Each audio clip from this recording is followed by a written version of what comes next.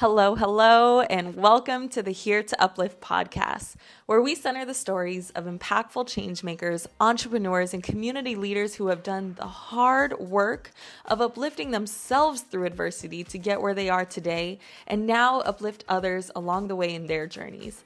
I'm Lolo Fisher, your host, lover of all things wellness, healing, and empowerment, and I would greatly appreciate if you show us your support by liking, subscribing, and sharing this podcast with others. Let's get into it. All right, y'all, we're back with another episode, and today my special guest is Lorrie Dee Escobar. Lorrie is one of the kindest and most genuine humans I have ever met, and she takes this attitude of compassion and care into every single client relationship. Lorrie and I actually met at Rumble City Boxing in San Jose. She teaches one-on-one and group stretch classes there, and after taking her class myself, I can attest to how powerful her stretch therapy is for athletes and everyday movers alike.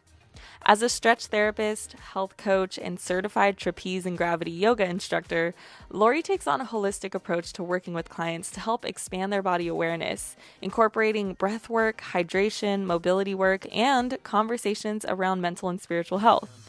I'm guessing you can see why we connected so quickly. She really understands and leads with a trifecta concept of mind, body, spirit. In today's chat, we talk not only about movement and wellness, but also the pressure of making choices that your family and friends may not always understand and support, shifting friendships, and how the unexpected, sometimes traumatic experiences can be the exact thing we need to pivot and recenter ourselves.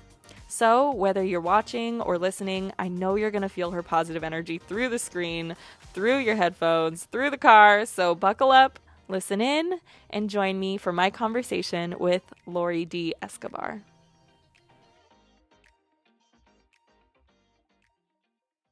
All right, y'all, welcome back to the Here to Uplift podcast. I'm here with my new and good friend, Lorrie Dee Escobar, and I am so excited to talk more with her about her journey as a stretch coach, but so much more, what the journey actually was like to get there. So Lorrie, just start by telling us a little bit about you, what you do now, before we get into what's come before this. Okay, so now I'm here at Rumble City Boxing. I'm the stretch coach here, and what I mainly do is I do assisted stretching, and I also do classes here, and from here, that's what I mainly do here. Yeah. As you can see over here, Yes. That's all we see. This is my office. This is the office. We're in the office. Okay, so what is a stretch coach? What do you actually do? That's a great question. So as a stretch coach, I also refer myself as a stretch therapist. So with a stretch coach, there's so many things behind stretching. Since this is like my 2 years getting into it, and I had this opportunity to come here and do stretching, it is with one-on-one assisting on this table. I make sure the person that I have clients with is one-on-one assisting. Classes, we definitely understand what is going on with your body. You know, we have a lot of movements with our body, Right. but the one thing that's not really paid attention here is stretching. So I like to expand on that, so everybody's pretty much aware how to utilize your body as a tool. Absolutely. So before this, I took your stretch class before we actually sat down to record the podcast. And to be honest, it wasn't what I was expecting. Oh. I didn't know what I was expecting exactly, but I feel like anytime I've taken a stretch class that's at a gym specifically, it's very much just like, here's this static motion, here's this static motion. It almost feels like PE in high school, right? And it did not feel like that at all. And the main difference I feel like was, one, the language that you used. You were really helping educate us all around the muscle activation, dynamic stretching, static stretching, and that was huge. So why do you do it that way? What's the main difference that has led you into teaching that way? So I think earlier when we were talking, right, it was more like we're popped into this world and we don't know how to actually use our body. And when it comes to movements and when it comes to stretching, we just want to be aware, aware of what we do, and it goes with a lot with mental and knowledge and education. And who provides that for you? I mean, we hope to think so. Nobody really? Yeah, you hope Yeah. so like the education system would, but we're not going to really like tap into that as much as we could. You know, there's more backgrounds, and that's my journey behind that too. But I'm that person which I hold value is love, support, accountability, and I want someone to come to me and understand the body much more when they're going up to, you know, once you're born, and then up once you're, you know, end of life care. You want to put it that way. Yeah. Yeah. Yeah. But you said you worked in a nursing home, right? So my parents, I was blessed since we're both, I mean, I'm Filipino, and I'm sure everybody knows what a Filipino is. Folks We're who can see nursing. it, you know? Yeah. We're big on nursing, so if that's the case, yes, my parents, I got lucky. They own residential care homes, so I had that since I was in middle school. That was my background. I started off with that, and having to be with the elderly, I knew how the elderly community or gerontology, end of life care, holistic care, holistic and hospice and companionship, and I'm sure people will understand when they hear this, how I took that portion as something to build up from. What was that transition like? In terms of starting there and then now coming to a stretch coach? Because there's a lot of steps between there? Or yes, there's lots of steps where I'm at from here. Okay. Yeah. So, Loki to say, being young and not noticing, we're not aware of what our body does, right? And there's a situation where I remember when I loved going to the care home because on my mom's side, I didn't have my grandpa and my grandma. So it's a residential care home. There's 6 of it. All of them were my grandpas and grandpas that I enjoy. Yes.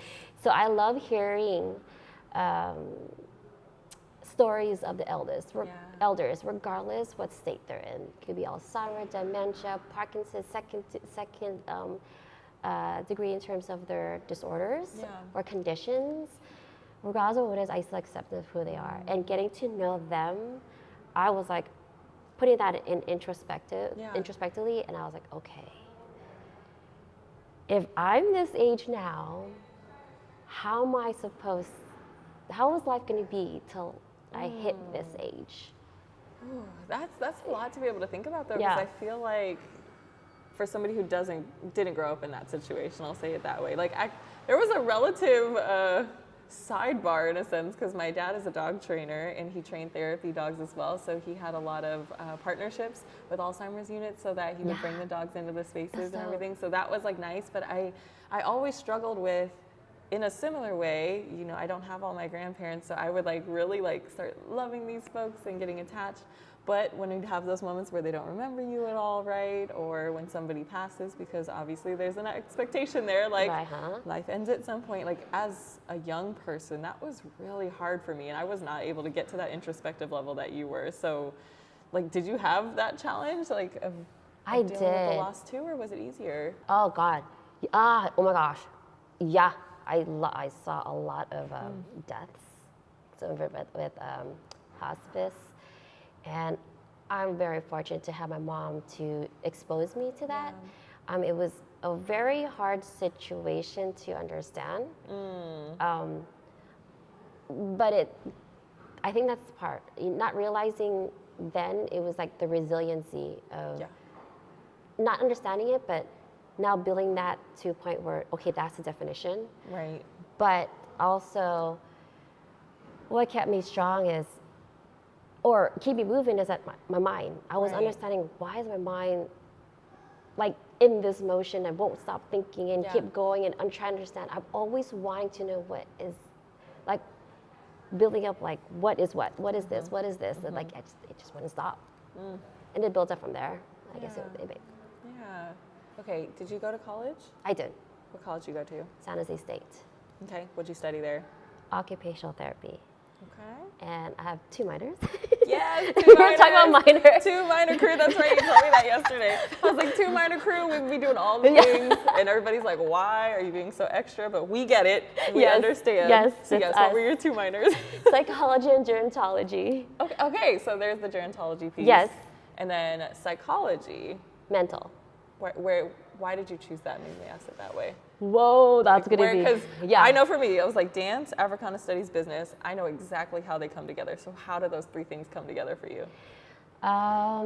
There's a lot about understanding knowledge and our body and how I say the stages of what we go through in life. And so I always thought about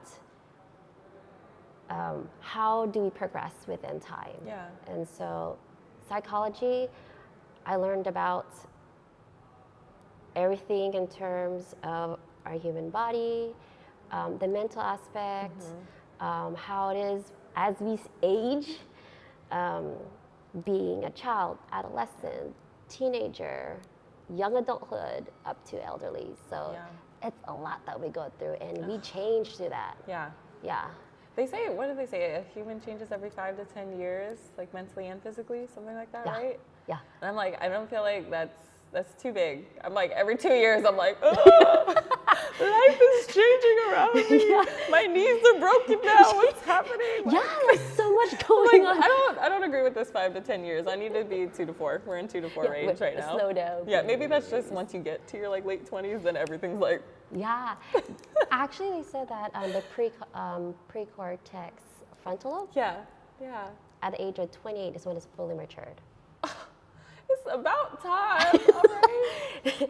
And I didn't realize too, that time, like, oh gosh, I'm probably already saying my age. At that time when I was 28, I was thinking like, oh my gosh, why do I feel like everything is just expanding? That's literally, my word last year was expansion. Yeah. My word last year was expansion. That's exactly what it felt like. And now, I was just telling you, you know, as I'm trying to figure out not necessarily what's next, because I really thought I was like, oh, this is where I want to be, this is what things are going to be, and now I'm like being pulled in like some different directions, but every time I listen to that pull, it feels so aligned, and it's bigger things. It is. It's so out of my comfort zone, but then it feels right.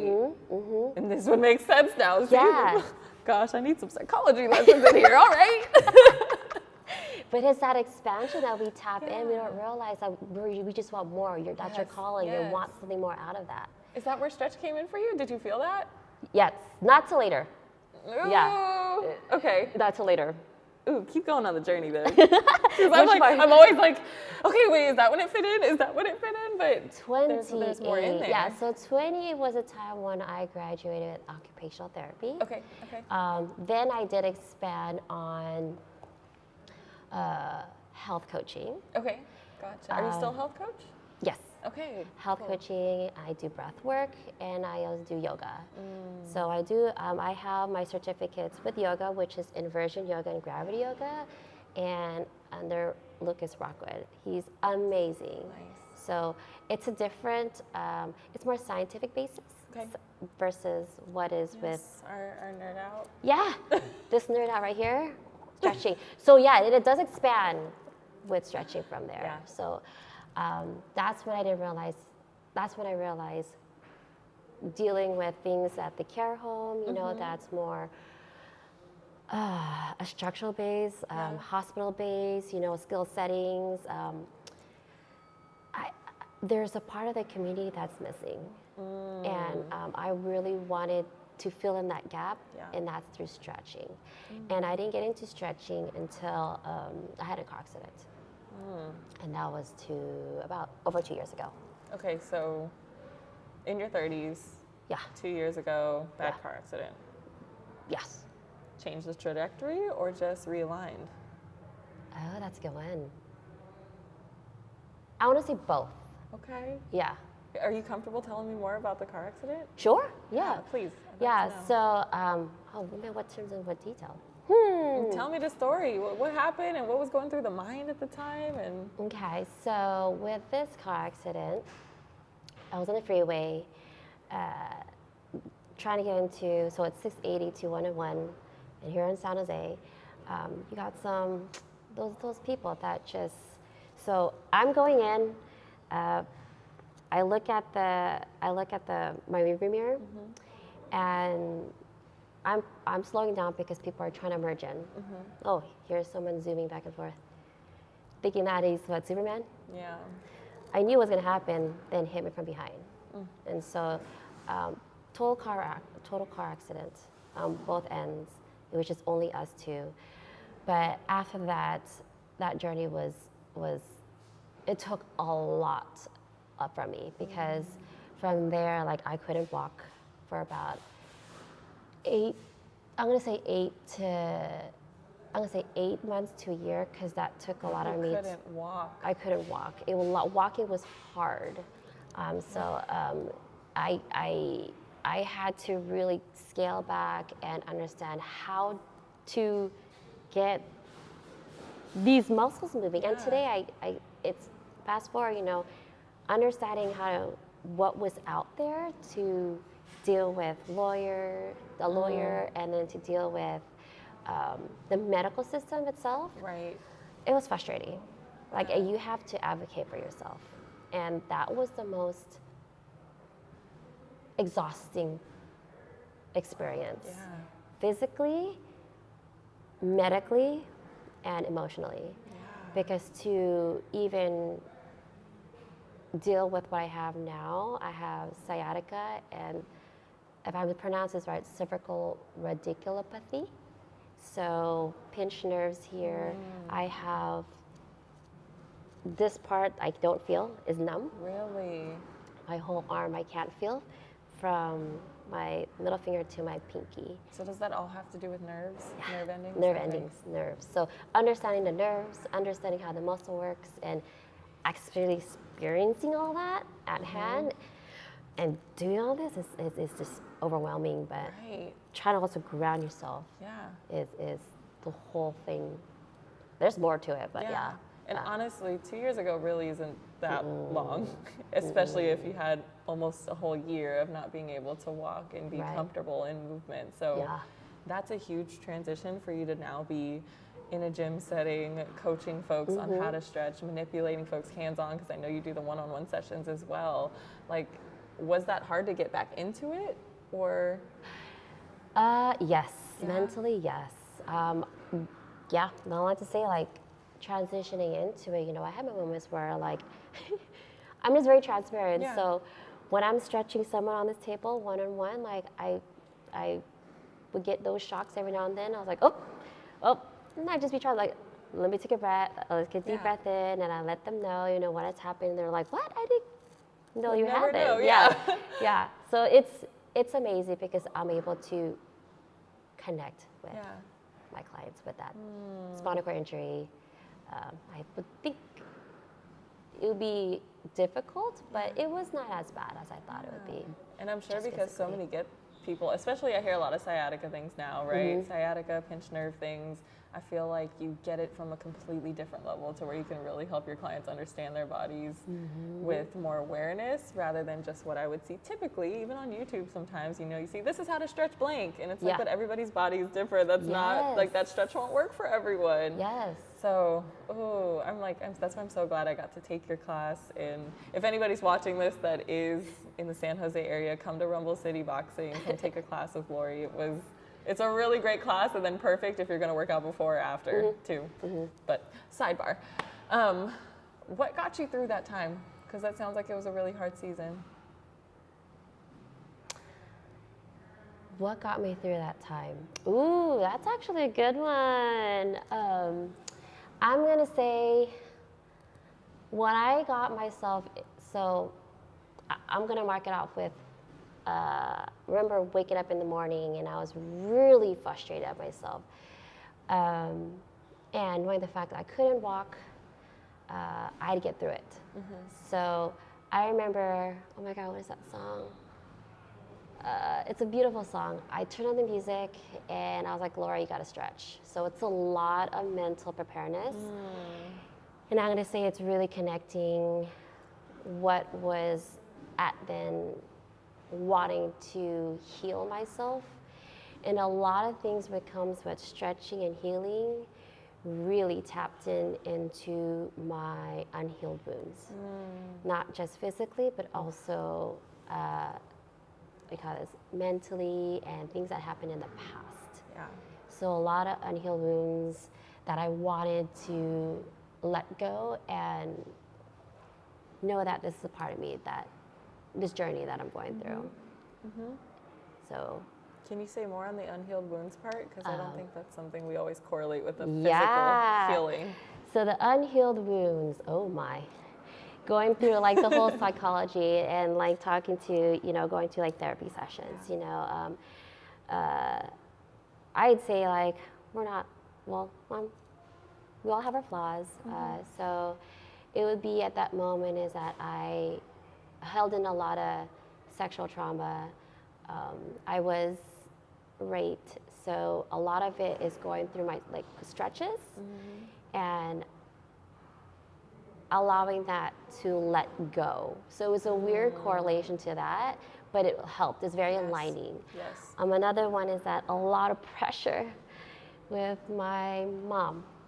Filipino mom, my mom, I love her to death. I know she wants the best for me, but having to switch off into an entrepreneurial lifestyle was a lot of pressure that I was getting as well. Yeah.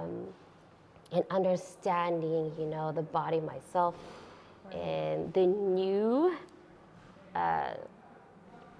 injuries and what it came with, and thinking that this is an end-all deal, which is still a struggle. That's where it lies. That's hard too. I think with the layer of family, because I know I resonate with that one, just in a different way. That, I think anytime we have parents, grandparents, family who has come from a struggle, all they want for you is stability. They do. And then when we're coming from a place where we've seen the stability, but we also see something greater for ourselves. We do. And to actually make that choice is scary. It's so freaking scary. Fearful. Whether it's an entrepreneurial jump or just out of the range of whatever your parents saw for you. Like, it can go either way. But for our case of like making that entrepreneurial journey, how did you move through the fear and now this layer of pressure that you were getting from your family?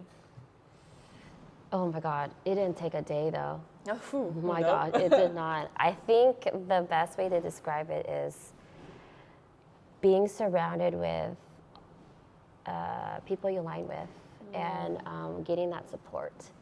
And also being very courageous at your end and knowing that, this is what you want to be at, but, this is what others want for you, but having to advocate yourself, having you to just trust, and trust in the journey is huge. Trusting the universe too.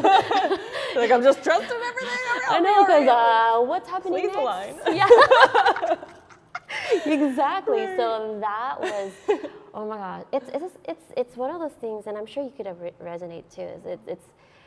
It's a never-ending process. So just being courageous and just taking it as it comes, and hoping that when you put in that effort, towards what you want in a goal, it's gonna happen. Yeah. And so far, it has.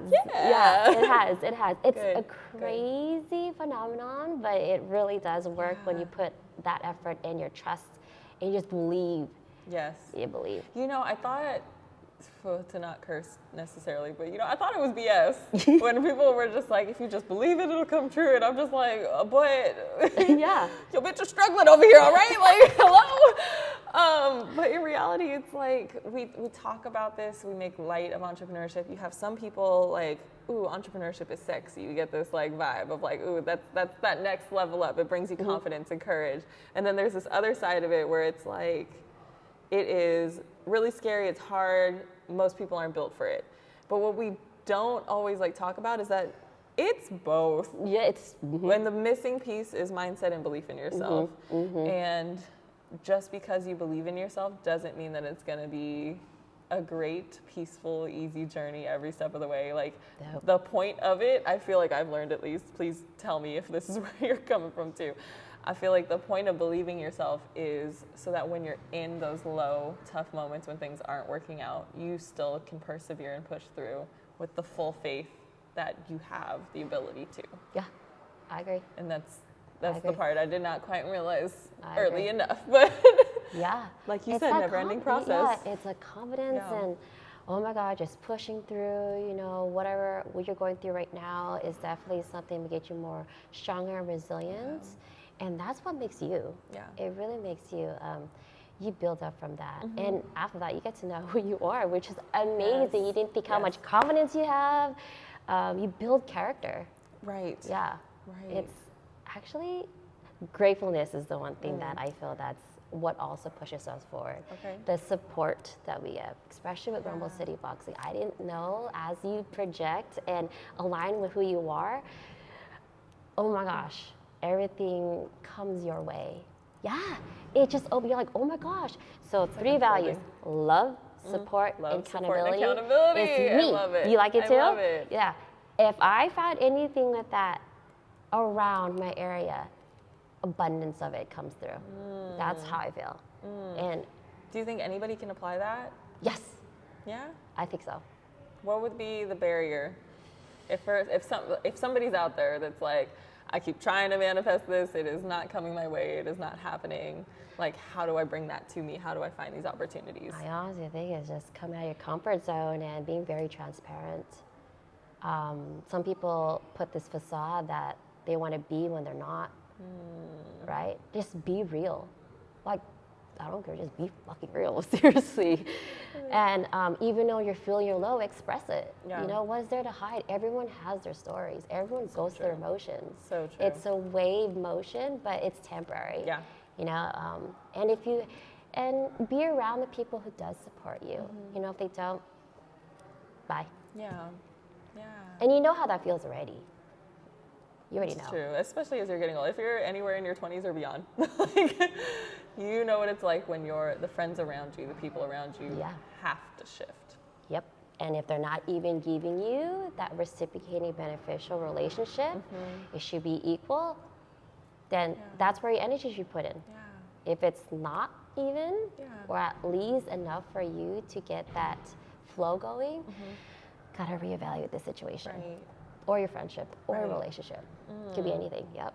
Can you give me an example of a time that you've maybe had to like shift a relationship that was like hard for you to do? Yeah, friends, you know, relationships in the past, you know, if I didn't feel that it was equal, or so for example, like when it comes to friends that I'm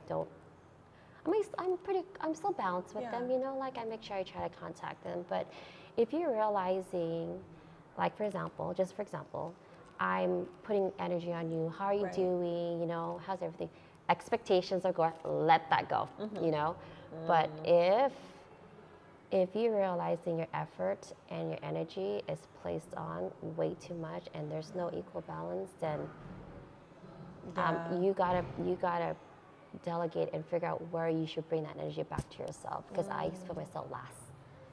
Yeah. It's that giver mentality. Yeah.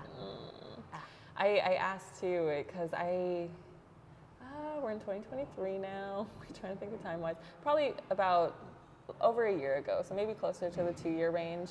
I was building this friendship with a girlfriend of mine that she became my sister, you know? Yeah. It was one of those deep relationships, and it felt so aligned in the sense of like friendship, sisterhood, family, and business as well, because she was an entrepreneur and business owner. And it was probably a good 2.5 years. We just got closer and closer and closer, and it was probably one of the most valuable relationships in my entire life. Then, you know, little shifts started happening. Oh, okay. Little shifts. And I feel like, I don't know if they were warning signs for me to like prepare my heart for this relationship to transition or end, or if it was something I could have resolved in a sense. And like in this sense, I'm kind of just still workshopping it to figure out what happened with the relationship, because it still hurts a little bit that I got so close to this person. Like quite literally, I was like, Your children will call me godmother, call me godmom, so there's like this values. layer of it. And we're both building our businesses, like we're making these things happen, we're supporting each other, encouraging each other. And it was just distance at first, and people got things going on in their lives, cool. But to your point, when I started realizing I was just giving so much and not getting it back, and then I would communicate it, because I was trying to work on my communication, like, hey, this has been bothering me, blah, blah. Okay, received, I'll do better. After like 3 or 4 times of that, and then the situation getting more to where, I had some traumatic things happen in my own life, and then I reached out, I haven't been reaching out. Only when you need me, I'm like, yes, let me go pick up the kids, let me help you with that, But when I was like really going through something hard, it was just like no response, nothing back. So I had another friend, in my life who I wasn't quite as close with, but they could see that every time her name was brought up, every time I mentioned her, there was like this like bit of pain, And they were like, I don't know what that situation is, but like, why are you friends with that person? They didn't know the history that we had, of like the sisterhood that we had built. And I was like, and I started talking about, she's done this, she's done this, she's done this, she's this person, these are her values, and this is why we align. But everything I was talking about was a past version of her. Oh, if that makes sense. Yes. In the current moment, none of those things were true. She's always there for me. She's this, she's that, I was like, oh, I can't actually say those are true. And it's not even just right now. It was like for months, Yeah. And I've communicated it, accountability, no change. So it was one of those things where I feel like I wanted love, support, and accountability in my friendship. But when it wasn't there, I just kept giving into it until finally I just started distancing myself, and it hurt, and it still hurts sometimes when I think about that relationship, because I loved and valued it so much. And to this day, like, even this is probably the first time I've ever talked about it, and I'm doing it like publicly, but besides, with the one friend who I had shared it with, like, I really hadn't talked about it because I never want to taint their image. Right. Because I still have so much love and like respect for that person, even though unfortunately they weren't the best friend to me anymore. They were at one time, served a season, but in changing those seasons, it is hard. It is so hard, like when your heart is still like attached to people, friendships. And I think as women, there's this added layer of expectations of what sisterhood or friendship should be like. I agree with that. But I have to say too, during that journey, you also changed as well. You're right. You're right. Yeah. I was growing. Yeah, you were growing. I was growing a lot, and I wanted, come with me. Like, come with me. And then I'm sure with that also giving your heart out and giving that effort to your friend, you also wanted to come. You wanted her with you, and you had the best intentions and whatnot. But you were growing, and that growth was something that just didn't quite align anymore. And I think that's where I've learned is like when we're changing relationships, shifting, maybe it's like, I still love you, but we're not going to talk every day. Or maybe it's like, no, this is a hard cutoff. Like it's different for each person, but it's just the blocks moving, and they might realign again. Yeah. But puzzles. It's the puzzle pieces moving. It's the puzzle pieces moving. And I think that's something I've been talking with a lot of other women entrepreneurs is like, how has your circle changed since you took the leap? And everybody has been telling me like completely different. Like the people I hang out with are different. Yes. But it doesn't take away the pain that we feel in the process of it. No, it doesn't. And that's the one thing that we as a person need to be introspective and understand what is happening, and just be gentle with yourself, and the answer will come. I think that's gonna come. The gentle part. And the kindness of how you're supposed to speak in your mind as well. The conversations we have, the inner conversations. Yes, we're so much harder on ourselves than anybody else would be towards us. Yep, I agree. Guilty. Guilty. Okay, I'm gonna jump for a second. Sure. Embarrassing story. Uh-oh. My embarrassing story? Yes. Yikes. Oh no! Something came to mind because your face totally changed. I love it. Oh man, really? Yeah, I mean we were getting heavy, so okay. Embarrassing what's story. An embarrassing story? Damn. Okay, well, I'm just gonna say this because I have shared this with a lot of. Oh my God, there's a lot of embarrassing stories. I'm gonna know which ones to pick. I'm gonna go back in elementary school. Okay. Oh oh God, I can't believe I'm saying this. Okay, so embarrassing story. Okay, we came back from recess. I think I was second grade. Okay. Second grade, and this is where I realized I need to speak up for myself, and I didn't. Okay, so I was a very shy person when I was in elementary school. So going back, recess happens. We go back to class. Teacher tells us, "Do you need to go to the restroom?" Okay. All right. Thinking that I could hold it, I ignored it because I was so my thoughts that I thought I was confident I can hold it, but at the same time, like, that backfired. So, God. So with this being said, we're on the table, we're doing math, everyone's quiet, and I really needed to go. So what happened was that we was four tables. I sat 4 tables, and we had, I think, no, I'm sorry. Yeah, 4 small tables. And we were doing our homework, and all of a sudden, I just had to go. I couldn't hold it. Yeah. The teacher tells me, "Oh my God, there's water on the floor." Think it was water. All the kids got out those the napkin and started patting it. I was like, "Oh man!" So it just becomes. Wait, did anybody knew? No, not until. Nobody knew? No one didn't know until the teacher was like, "Lorrie, come up." I was like, "Oh man." Oh my God. It was quiet, and until I got up, everybody was done, like putting everything in the garbage and cleaning up my mess that was underneath my They all chair. think is water, but it's Which actually is water. urine. No, All right. no. So when I get up, everybody's like, "Oh my God, she peed in her pants," and I was like, "No." And so I was walking to the shame, Hall of Shame, or the walking to the teachers. Baby Lorrie. Oh. So, yes, speak up. And Speak up. Yep, speak up. Yep. That's my birthing. What's yours? Also, but if you feel it, Yeah. you gotta go. So actually putting on that too, you need to understand your body. Yeah. Whew. Yeah. So Do you have one? I'll give one of us. The time I peed my pants. You have pee moments.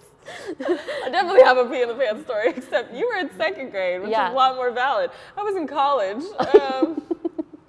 Yeah, but it's so bad, but similar, in the sense that I was. It was one of those days. So I was a double major at the time with 2 minors. I ended up dropping one of the majors, but I was at University of Arizona, which, if anybody is familiar with the campus, it's completely flat, but it's wide. And they would never expect a dance major to also be taking business classes, right? So opposite ends of campus. Oh no. And of course, Africana Studies is on the other far corner. So it was one of those like finals season, right? So we had finals in like every class, including my dance classes. The U of A dance department was very strict about attire and attendance and things like that. So I had way more classes than you're supposed to. I got approved for it. Nice. Like, you're supposed to have, 17, 18 credits or something. I was at like 24, 25, Dang, but I had to get all the approvals to do it. Yeah. But we were doing it, except that I wasn't listening to my body when I had to pee. So I went from one class at 8 a.m. and like took the final. By the end of that class, I was like, I gotta go. But you know what? Let's just go to the dance studio. If I change quick enough, then I can go there. So we'll cross the campus to the dance studio. It takes me about 12 to 15 minutes to get to the other side of campus, power walking at that.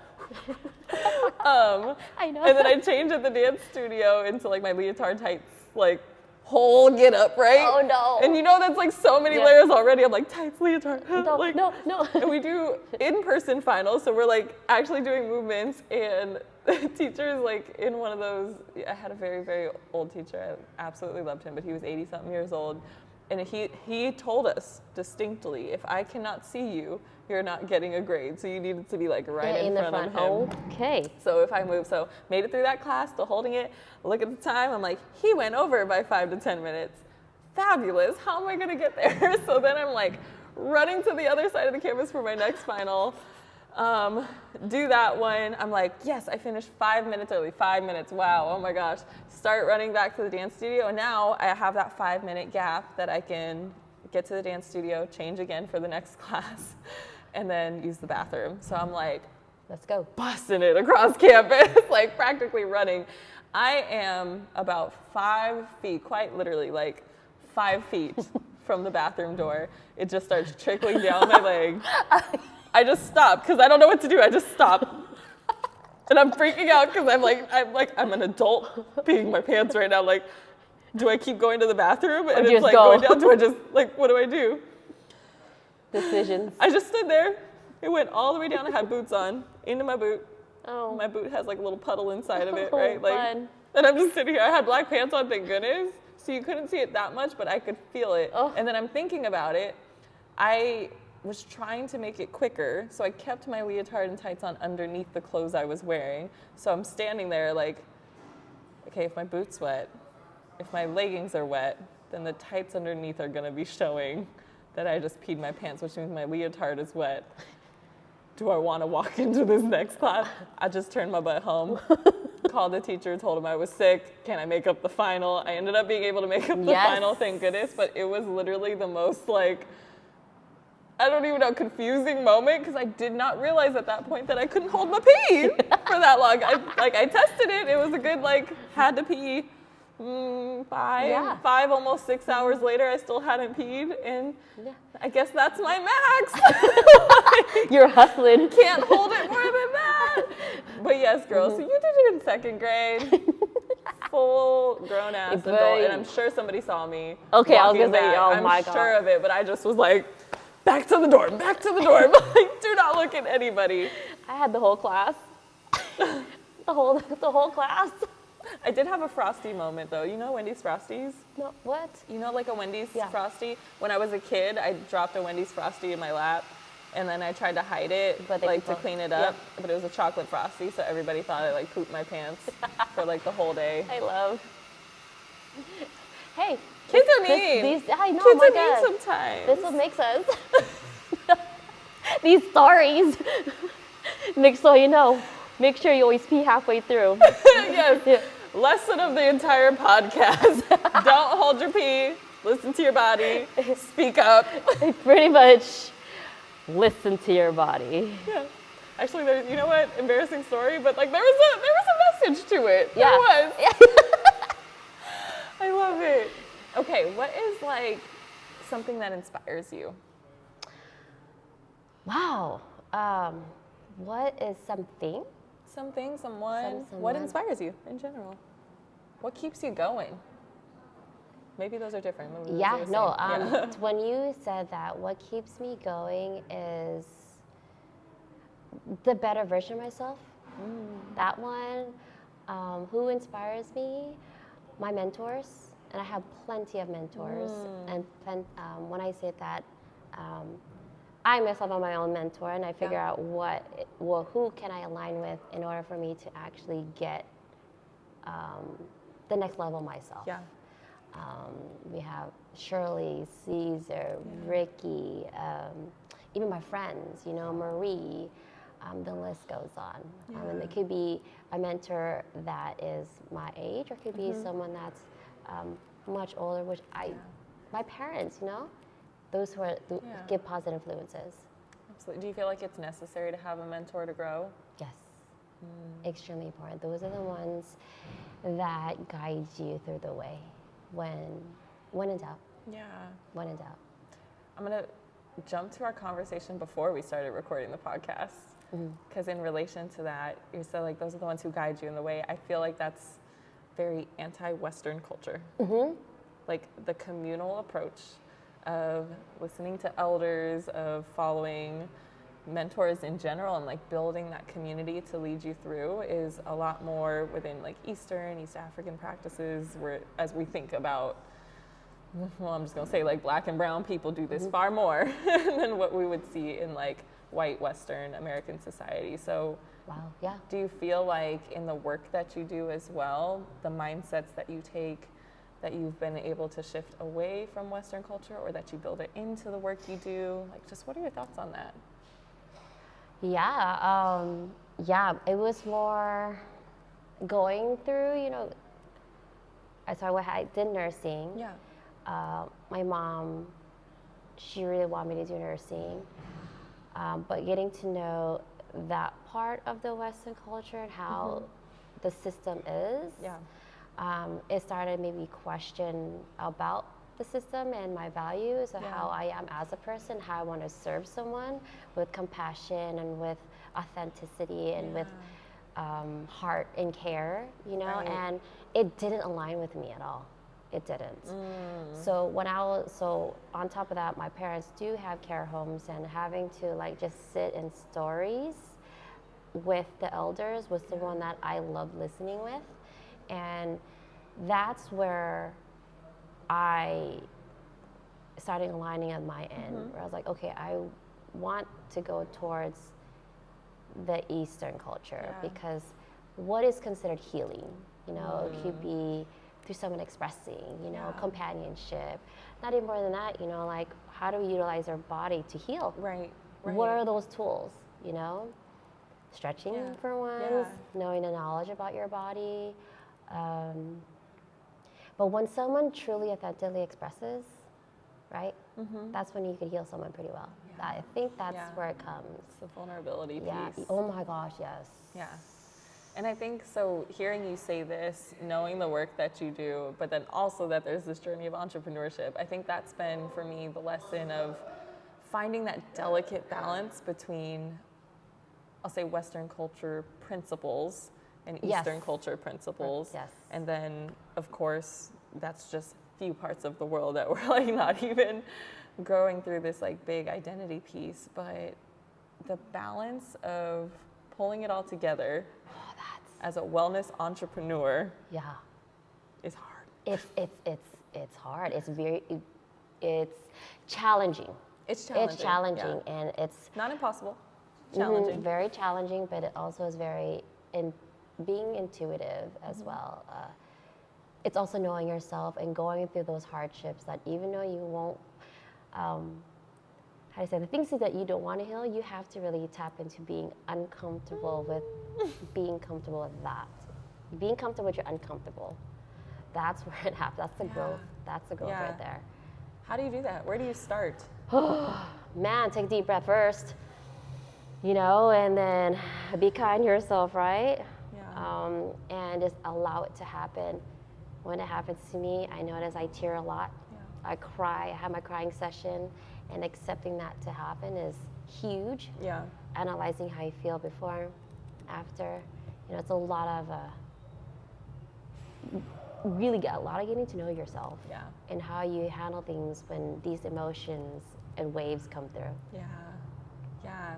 So it's not always about changing the way you feel, but just being more connected and aware of what you're feeling and why. Finding your whys. Yeah. Right? Finding your whys always. Yeah. What's your why? What is my why?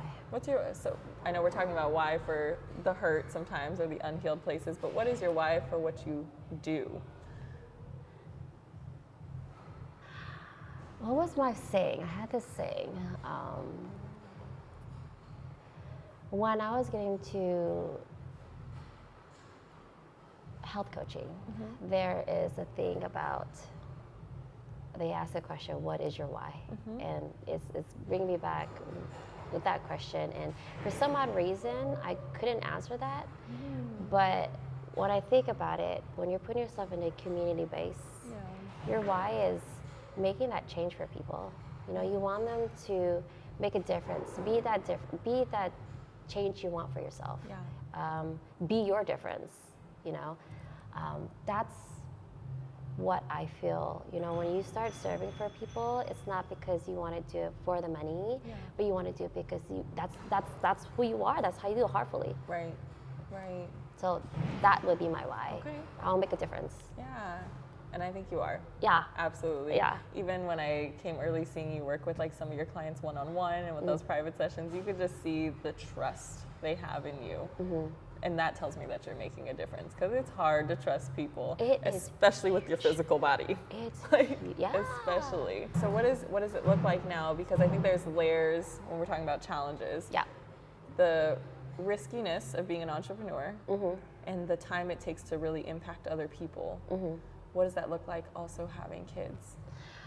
Oh gosh, it does put a lot of meaning to your life, and you also are setting that example, and it does really push you, you know, and that could be my other why too. Actually, is my why. I really want them to know that I'm not mom for them, but at the same time, they see it that I'm also doing it for others, and they build that character. I've always want my kids to be around people who are role models, and so they could be that for themselves if I'm not around. You know. And having kids, love them, but boy, it's crazy. Once you start having your kids, or having kids, you start realizing your own childhood and how that used to be. Does it really change? I don't have kids of my own yet. It gives you a different perspective, how you actually behave and try to think things before your kids' actions, and how they, so it's like they don't purposely, their innocence. Their innocence, and you know, like you try to like guide them in a right way, but you're aware of it, but you don't want to also become childish itself. You want to guide them. Do you teach them about wellness and stretching and things you do here? How do you do that with young ones? With young ones, so again, breathing. I really do. Oh my God, sometimes it's really taking a step back. So of course, you know, having them be aware of their action. It's like, look, and their emotions. Like, okay, what did we do here? Let's take a step back. Let's have a quiet space. We want you to be aware of what you just did. How did your brother or you feel? It's just making it, expanding their behavior, so it becomes something that they could, I don't want to say fix, but be aware, so they won't do it again. Okay. I like that.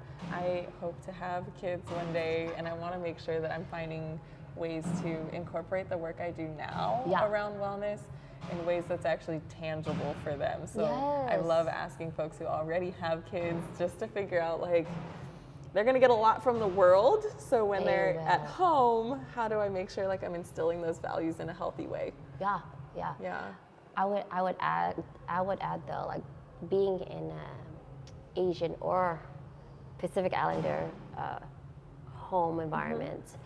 When I say that, being as a Filipino, growing up, I was always told, no explanation at all, and that was the one thing that. Parents hate when you say why. So that's what I do with my kids. I explain why, or have them be aware of that. I like that. Okay, we're close to the end, so I got 2 more questions for you. One kind of builds off of this in relation to kids, but also just your career in general. You've made a lot of transitions. Oh my. And there's, I'm sure, a ton of pieces of that journey that we haven't even learned right within this one conversation. But looking forward, now that we've talked about the past a little bit, what do you want your legacy to be?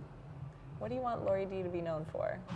Well, one is that I want to be known as one or the best or knowledgeable stretch therapist in the Bay Area.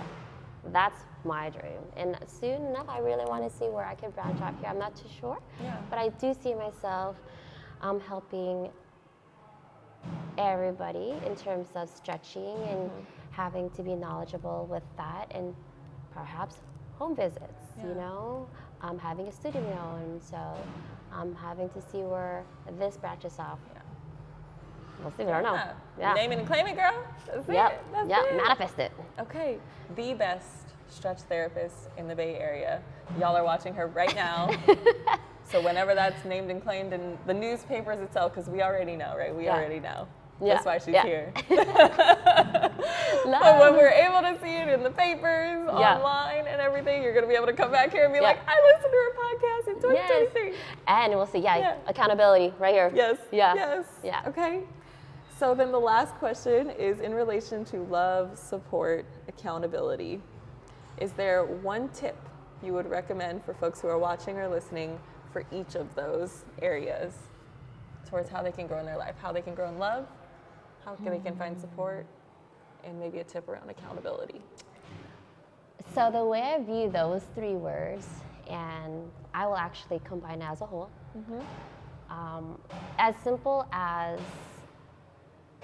the definition itself for each of it. When you think about the meanings of the word, I say have it align with your value and what you want to seek out here and manifest. So for example, for love, if you notice, so there's different many types of love. Okay. For already, we have love for each other. Right. Absolutely. Or, for example, you have that love for yourself. So how make an abundance of that love feeling, immerse yourself in it. With support, you want to be around with everybody that supports you. Right. And how does that look like? And definitely, this is another form of support. Right. Absolutely. Where I was able to stretch you. I'm here on this podcast, right? Yes. And on top of that, with accountability, I say accountability is like being your own accountability partner and having to be also surrounding that. So it's your surroundings with love, support, and accountability. It's who you are and what you could be from that, happening from that. Act upon that. I think that accountability to self is a hard piece. It's yes, it could be, but if you actually have people who accountability could be as simple as habit forming. So if you say, I want to have a planner. Actually, funny is seeing this. I'm saying this. Yesterday, I was talking to one of my friends, and I want an all-in-one digital planner. Okay. And so it really marks on the stuff I want for myself. So finances, I want to improve my finances. I want to improve my my routines, daily routines, business, and all that fun stuff. And that already is accountability for yourself. But if you have someone that can remind you, yes, which we will. I like the outside accountability reminders. Like, I want to hold this to myself, but I'm asking you to remind me. Right, and that's great. Express it. So just figuring that around those 3 words, I'm sure that if you build upon around that, and it's like it's pretty supportive in its own 3 words, if you want to put it that way. Okay. It all makes sense. It does. It comes together, and I think you've given us so many examples today of how those 3 words and the meaning behind them has carried you through the different phases of life, right? Even from our embarrassing 2nd grade stories, like, there's still an action of love, support, and accountability, and how we speak up for ourselves and take care of our bodies, right? Super aligning. All the way to now, like thinking about having kids, raising them with the mindset of wellness and believing in yourself, being able to do something. Now they're watching you take meaningful risks because you're following your heart and your intuition around what you know could be good for you and your family. And I don't think you can really ask for more. Like, that's amazing.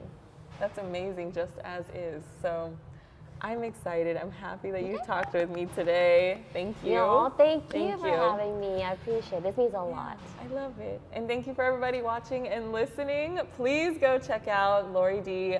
We'll include Instagram, all the social media website things in the show notes. But for now, that's it.